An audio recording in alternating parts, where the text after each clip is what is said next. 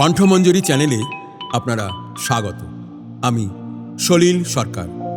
আজ আপনাদের শোনাব সুকান্ত গঙ্গোপাধ্যায়ের লেখা গল্প অধঃপতন। আমার গল্প পাঠ আপনাদের ভালো লাগলে চ্যানেলটি লাইক কমেন্টস দিয়ে সাবস্ক্রাইব করার অনুরোধ রাখলাম। শুরু করছি গল্প অধঃপতন।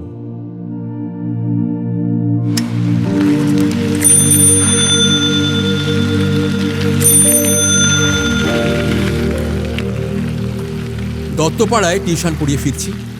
রাত প্রায় 9টা। সাইকেল চালাতে চালাতে মুখ তুলি। বিশ্বাসবাড়ির বারান্দায় আলো জ্বলছে না, অর্থাৎ কঙ্কনা আজও আমার অপেক্ষায় নেই। কিছুদিন ধরেই থাকছে না। কঙ্কনা ছিল আমার সম্ভাব্য প্রেমিকা। সম্ভাব্য প্রেমিকা আমার জীবনে প্রচুর এসেছে।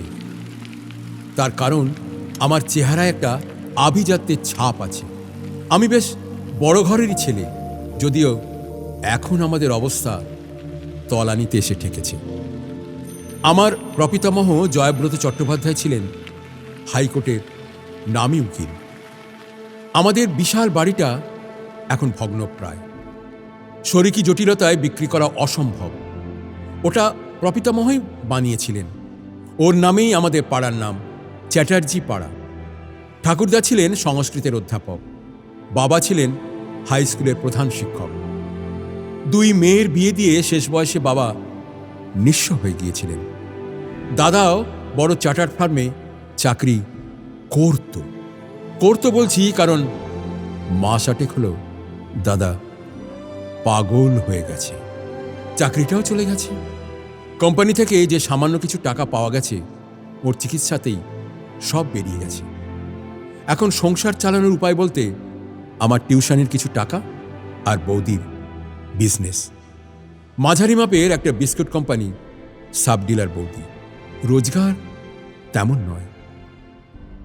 আমাদের ওয়ার্ডের কাউন্সিলর সনাতন দা একদিন বলল, বিজন, আমি সরকারি লোন বার করে দিচ্ছি, টোটো কিনে চালা, তোর বাড়ির অবস্থা তো আমি জানি।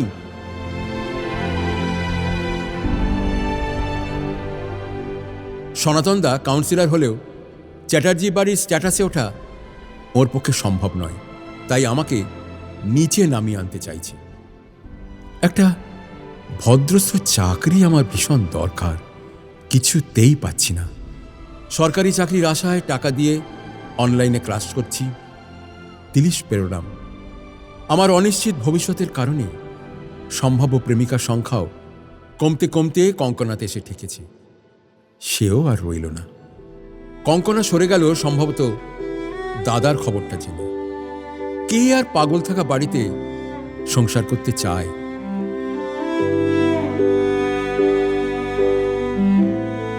আমার দাদা কিন্তু অত্যন্ত শান্ত পাগল। মুখে কোনো কথাই নেই, ইশারাও নেই। আমাদের চিনতে পারে কিনা তা নিয়েও যথেষ্ট সন্দেহ আছে। সকালে উঠে চা বিস্কুট খেয়ে মোবাইল হাতে বেরিয়ে পড়ে। রাস্তায় যেতে যেতে হঠাৎ দাঁড়িয়ে পড়ে ছবি তোলে। কোনো নির্দিষ্ট লক্ষ্যবস্তু নেই, তুলে যায় অজস্র ছবি। দাদার যে কোনোদিনও ফটোগ্রাফির ওপর ঝোঁক ছিল তা কিন্তু নয়। দাদার তোলা ফটোগুলো খুব অদ্ভুত। যেমন রাস্তার কলে জল পড়ে যাওয়ার ছবি, পুকুর অর্ধেক বুঝিয়ে ফেলার ছবি, পুলকারে উপচে পড়া ছাত্রছাত্রীর ছবি, লক আউট হওয়া কারখানার ছবি। দাদার তোলা এসব এলোপাথারি ছবি আমাকে খুব টানে। মনে হয় কি যেন একটা মিল আছে ছবিগুলোর মধ্যে, ধরতে পারি না। কিন্তু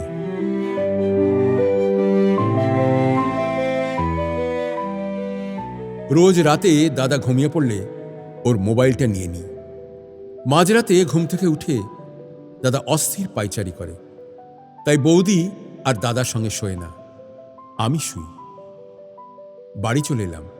সাইকেল থেকে নেমে দরজার কাছে যাই, বেল টিপি। বৌদি খুলে দেয় দরজা। জিজ্ঞেস করি, দাদা ফিরেছে?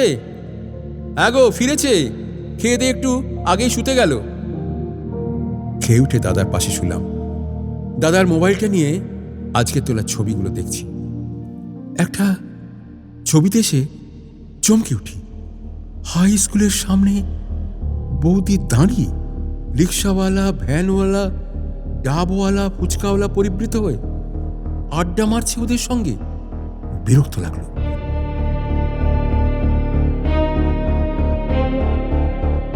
ফোনটা নিয়ে পাশের ঘরে যাই, বৌদিকে ডাকি।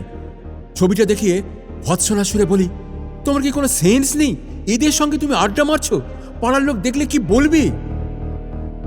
বৌদি আমার কথার পাত্তা না দিয়ে বলল, এরা আমার অনেক কাজ করে দেয়, বিনা পয়সায় মাল ডেলিভারি দিয়ে আসে পার্টির কাছে। এ বাড়ির জন্যে পড়ন্ত বাজার থেকে সস্তায় আলু আনাজপাতি এনে দেয়, মাছ এনে দেয়। আর আমি রিক্সা বা টোটোয় গেলে ওরা পয়সা নেয় না। ওরা আছে বলেই তো সংসারটা কোনো মতে টানতে পারছি, বুঝলে? না না, তুমি আর ওদের সঙ্গে মিশবে না। তুমি চ্যাটার্জি বাড়ির বউ, এটা ভুলে যেও না। এরপর 1 মাস কেটে গেছে। আমি এখন টোটোওয়ালা। সনাতন দা টোপটা গিলে নিলাম।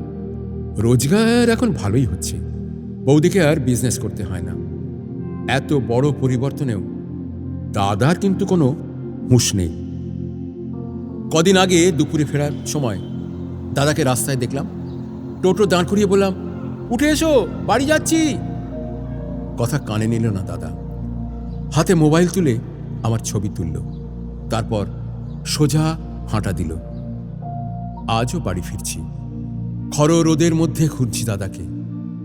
যতই নীরব থাকুক, 2 ভাই একসঙ্গে খেতে বসতে আজও আমার ভীষণ ভালো লাগে। বাড়ি ফিরে শুনলাম দাদা খেয়ে ফের বেরিয়ে গেছে। স্নান সেরে আমি এখন আয়নার সামনে চুল আঁচড়াচ্ছি। বৌদি এলো ঘরে, শ্রান্ত স্বরে বলল, MA BEd করে টোটো চালাতে ভালো লাগে, প্রেস্টিজে লাগে না? চ্যাটার্জি বাড়ির সুপুত্র না, লাগে না। বৌদি আমার কাছে এগিয়ে এসে বলল, আমি জানি আমাকে বাঁচাতে তুমি টোটো চালানো ধরলে। আমাকে তুমি ভালোবাসো।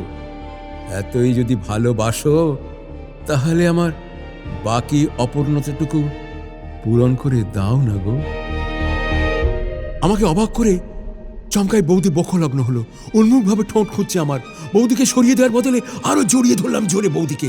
আমার নারী সঙ্গহীন উপসী শরীর যেন ঘোর লেগে যাচ্ছে। হঠাৎ দরজা খুলে গেল। দাদা ঘরে ঢুকে নির্বিকার চিত্তে মোবাইলে ছবি তুলল আমাদের। তীব্র অস্বস্তিতে হঠাৎ মাথায় এসে যায়, দাদা তাহলে কিসের ছবি তোলে? দাদা সমাজের অথবা মানুষের অবক্ষয়ের কিংবা অধঃপতনের ছবি তুলে রাখে। হ্যাঁ, অধঃপতনের ছবি তুলে রাখে আমার দাদা।